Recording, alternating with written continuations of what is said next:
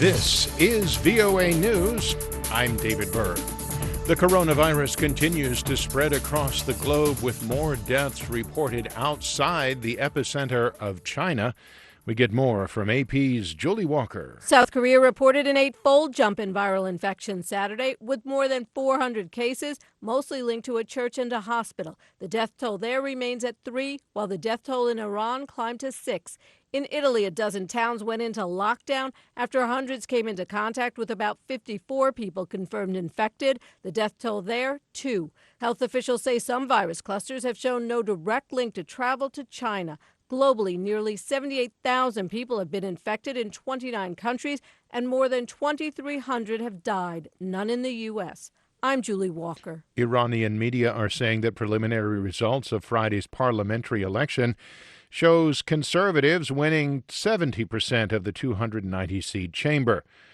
Independents took about 20% and reformists just 10%. We get more from Edward Uranian in Cairo.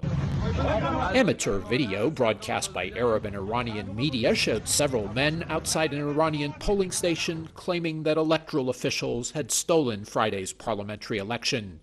VOA could not independently confirm the claim, but dozens of video reports by citizen journalists on social media appeared to show extremely low turnout at most polling stations.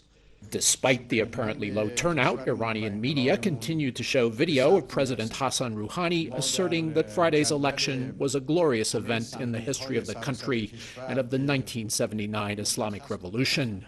That's Edward Uranian reporting. For more on these stories and the rest of the day's news, be sure to visit our website, voanews.com. This is VOA News.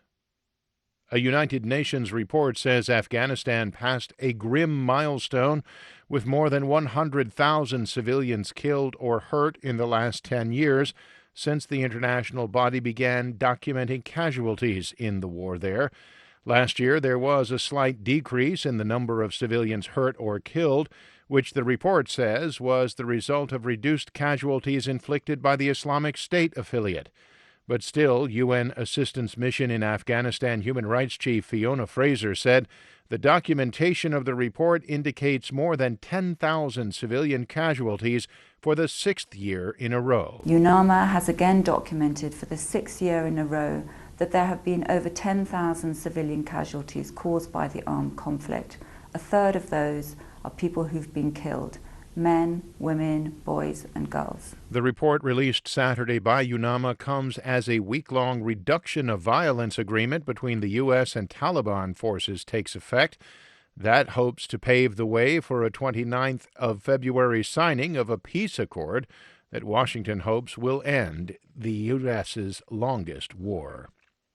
Israeli police said that officers shot and killed a man after he allegedly tried to stab a soldier outside Jerusalem's Old City. AP's Zeria Shakali has details.